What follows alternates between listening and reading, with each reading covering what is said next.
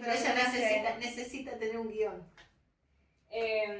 Bueno, contame o contamos. Contanos. Sí, Contanos contanos. porque somos un grupo, Claro, somos un grupo. ¿sabes? Contanos cuál es tu nombre, a qué te dedicas. Bueno, mi nombre es Betina Guida, yo soy profe de historia en secundaria, trabajé 33 años en secundaria, en escuelas públicas y en escuelas privadas. Ahora estoy jubilada hace un año y bueno, me desempeñé como profe, como preceptora, como jefa de departamento. Esos fueron los cargos que tuve en mis 33 años de trabajo. De todos los cargos que tuviste, más o menos, ¿cuál es el que más se te hizo, cuál te sentiste más cómoda realizando o cuál? Como profe.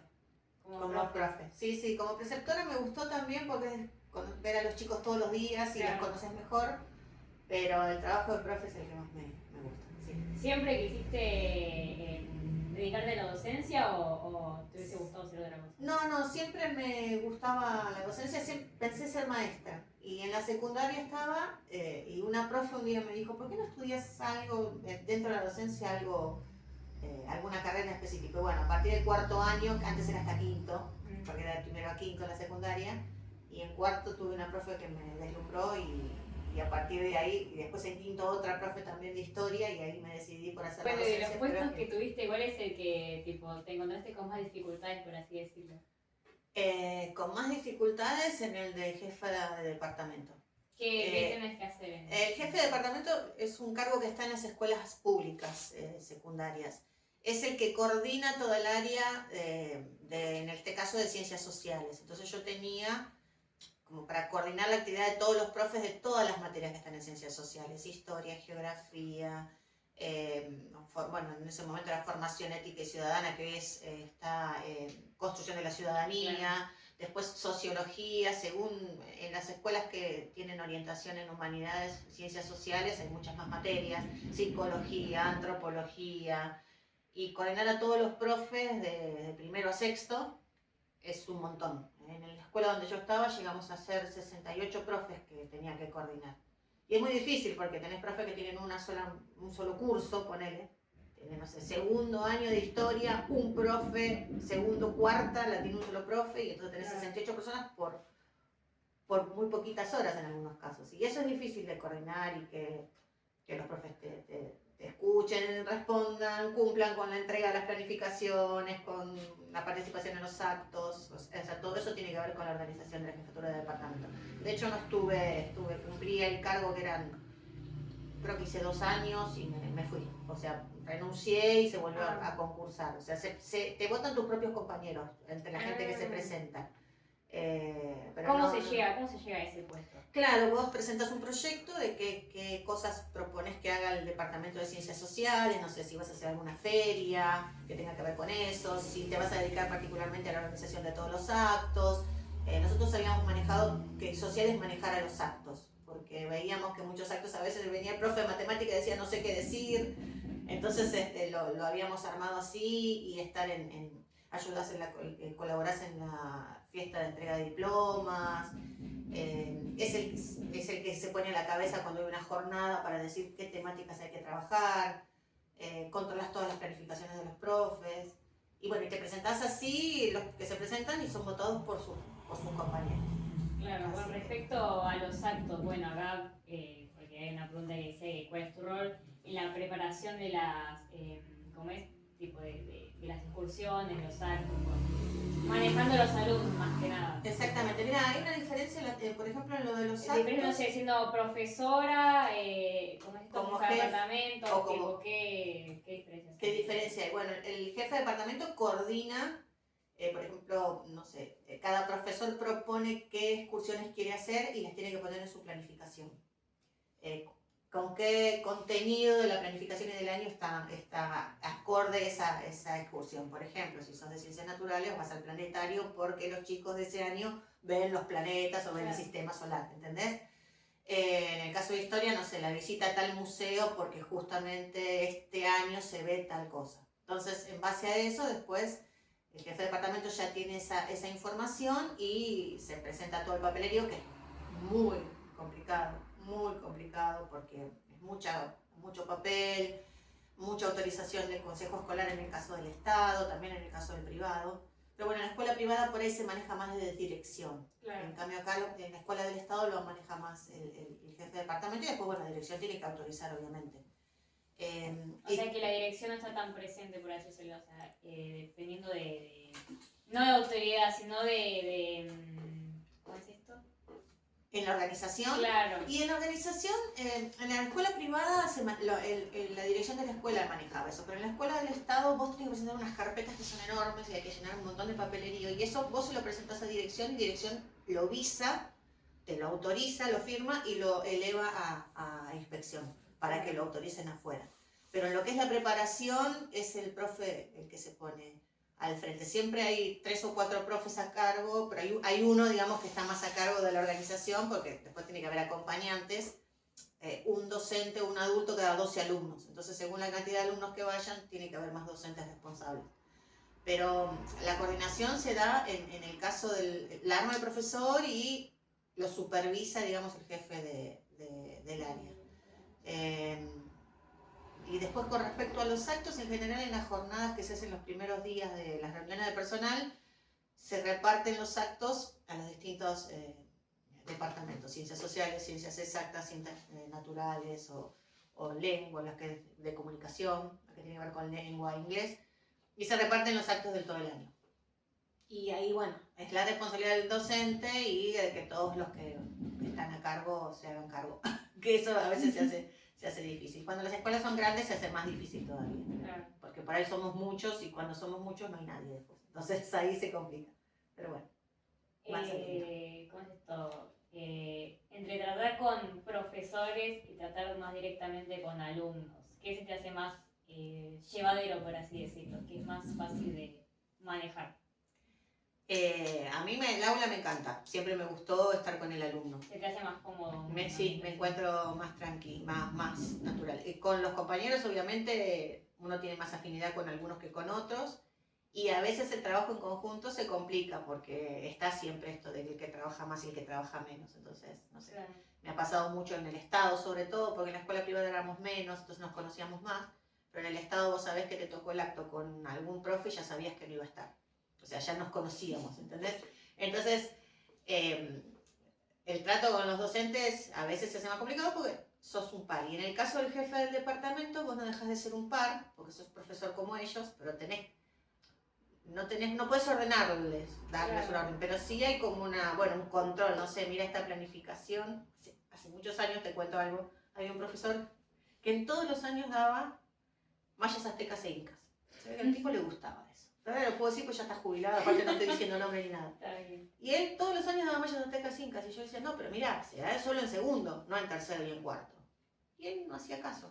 Entonces, a veces vos como jefe de departamento quedás, porque tenés que avisarle al directivo, al vicedirector, que es en realidad el que controla todo eso, y quedás como un puchón. Entonces, no me gustaba mucho tampoco ese rol, y por eso también lo dejé. Pero ya, a mí me gusta trabajar con los alumnos más. ¿Cómo empezaste a trabajar en la institución? Bueno, yo no me había recibido todavía, y con cierto porcentaje de materias aprobadas vos podés tomar horas. Entonces en ese momento todavía pertenecíamos a Morón, así que tomé las horas en un acto público, se llaman, para el Estado, oficial para la gente recibida. El que no está recibido está en unos listados, tienen otro número y otra forma. Entonces, una vez que las personas que tienen título oficial ya no tomaron esas horas son ofrecidas a los que no teníamos título. Así que a mí me faltaban 7 materias todavía para recibirme, y ya tomé mis primeras horas, una suplencia en la escuela secundaria 6, donde empecé a trabajar en el año 91 y seguí hasta que me jubilé. En el privado es distinto. En el privado yo entré porque se las ofrecieron a una amiga que no podía tomar las horas y le dijeron si conocía a alguien, y así ingresé. En general, en la escuela privada vos dejás el currículum, pero busca más a la gente por conocimiento, por recomendación, porque hacen una entrevista y, bueno, quedás o no quedás. Así es como entré a la escuela privada. 2 años después de eso ya estaba recibida. Así es como se ingresa a la docencia, digamos. Y durante todo este proceso, ¿qué dificultades más o menos encontraste, no? ¿Dificultades en los 33 años? Yo creo que la mayor dificultad que tuvimos fue todos los cambios que hubo de de régimen académico, de planes de estudio, no sé, nosotros por ejemplo, yo les había comentado que cuando yo estudiaba era una primaria de 7 años y una secundaria de 5. Después se hizo una reforma que la primaria era GB, enseñanza general básica de primero a noveno. En el caso de mis hijos, por ejemplo, que tienen 30 y 33 años, la mayor hizo hasta noveno año. Y la secundaria se llamaba polimodal y era de 3 años, nada más. O sea, era como toda una reforma. Entonces, profesores, por ejemplo, que estábamos en lo que era primer año de la secundaria, pasamos a estar en octavo. Los chicos de séptimo pasaron a tener profesores también o maestros, hubo que hacer todos unos cursos de reconversión, se llamaban unos cursos interminables, que a nadie le servían demasiado, pero te decían que si no los hacías ibas a perder las horas. Los sábados, cuando se dieron cuenta que ese sistema de primero a noveno no funcionaba, volvieron al sistema actual, que es 6 años de EP, de primaria, escuela primaria, y 6 años de secundaria. Creo que eso fue lo peor, porque además cambiaban los nombres de las materias, entonces, no sé, por ejemplo, en séptimo, octavo y noveno era por áreas, área de ciencias sociales como séptimo. O sea, como primer año ahora, que ustedes tienen ciencias sociales, ciencias naturales, etc. Bueno, era así, pero hasta noveno. Claro. Entonces se perdieron las materias específicas. Y mira, cuando fue eso, yo compartía ciencias sociales con otros 2 profesores. Entonces, éramos el profesor de historia, el de geografía y el de educación cívica en ese momento. Pero esas 3 materias eran ciencias sociales. Claro. Entonces, cada uno daba sus 2 horas de clase y después nos teníamos que juntar para ponerle una nota al alumno. Entonces, el pibe tenía aprobado historia y educación cívica, pero no geografía.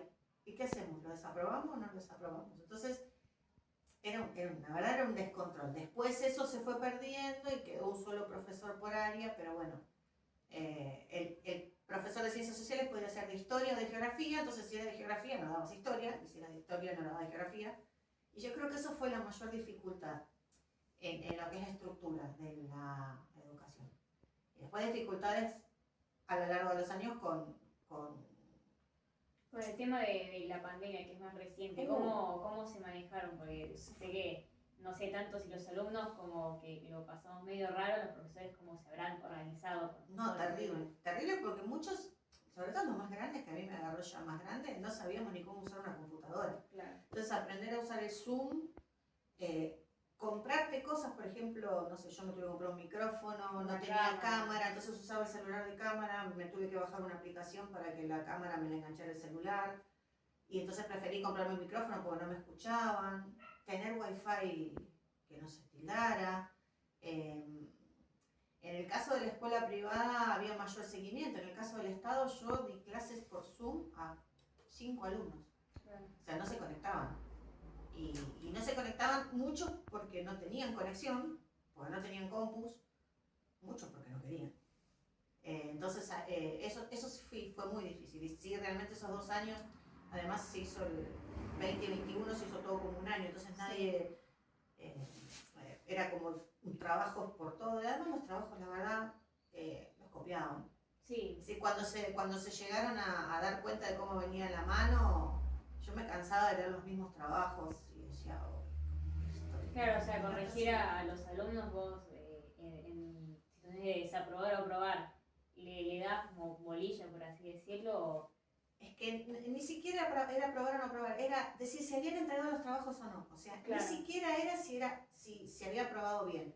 En algunos casos había como más posibilidad de devolución, pero en otros no. Entonces, porque en sí, claro, eso que decís, la devolución, o sea, cómo le das una devolución a un alumno que capaz ni se conecta a las clases o que no tiene, no hay un ida y vuelta entre el profesor y alumno como hay en la presencialidad. Es que tal cual, eso es lo que nos pasó, incluso esto de corregir el trabajo, que llegó un momento que yo decía, ¿para qué lo estoy corrigiendo si no lo vuelve a leer? Porque en definitiva con que lo hubiese entregado ya estaba. Entonces, la pandemia fue terrible. También mucha gente decía, están en su casa, ¿no? Eran horas y horas porque en el Classroom, revisar, contestar y por ahí, en el primer año en la escuela del Estado yo había dado mi WhatsApp, o sea, lo hacíamos por WhatsApp, Entonces ya todo el día estar...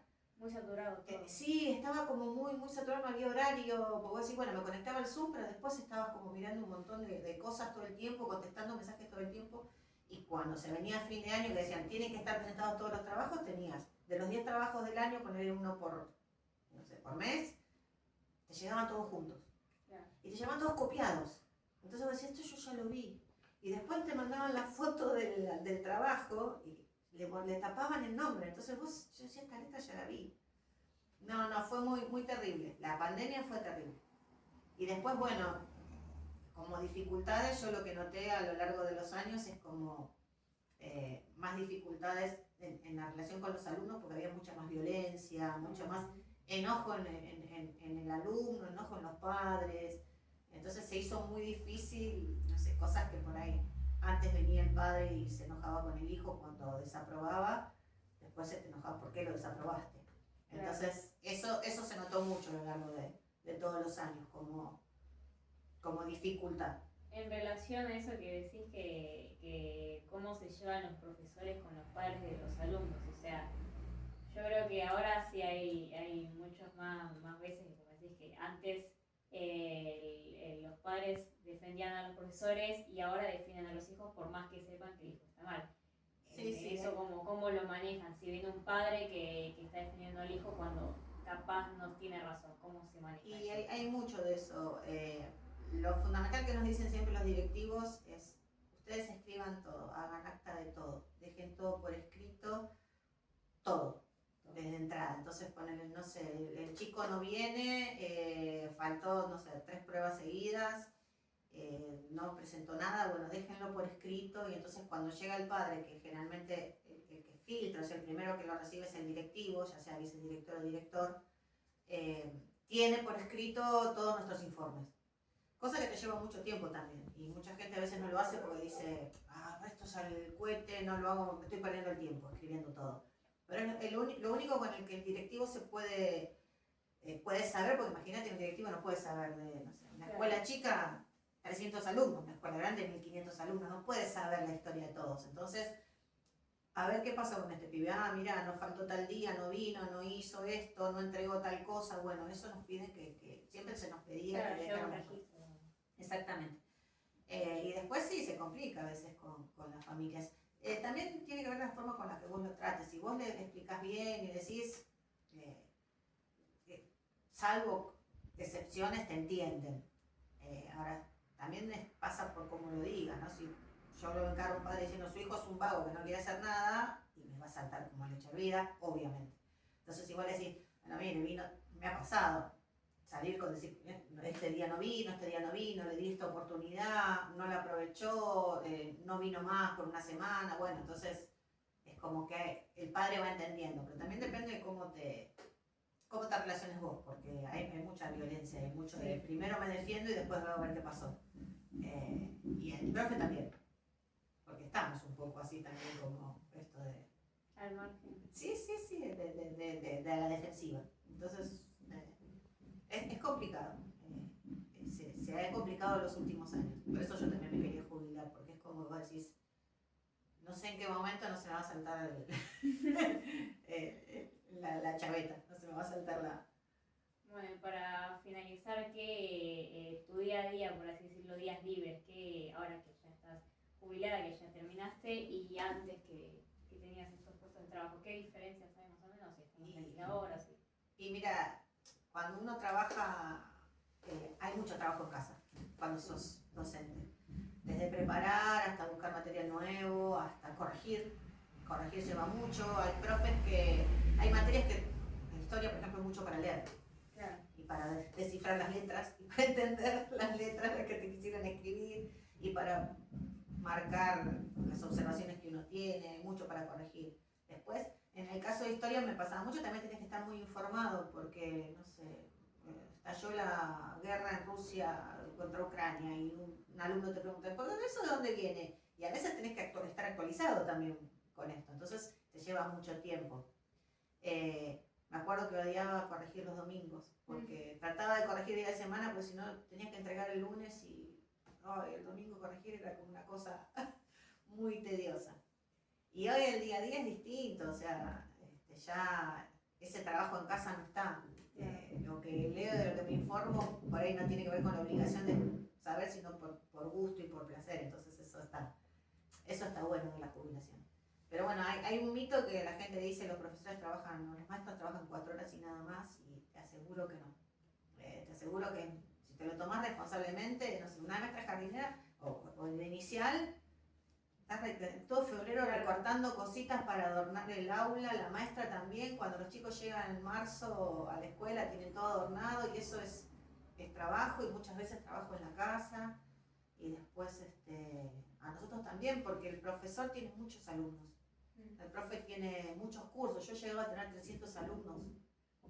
Y son 300 cosas para corregir, son 300 nombres para aprender, son 300 situaciones diferentes. Y eso te lo llevas. Y te lo llevas en la semana. Te quedas pensando si tuviste algo con un alumno que te contó por ahí alguna situación personal, no sé, desde una enfermedad de un pariente hasta algo que le había pasado y te queda. No es que te desenchufaste, saliste de la escuela y te desenchufaste. No, claro. Así que, bueno, eso es. Bueno, eso sería todo. Bueno, muchas gracias, chicas. Ya está. Bueno.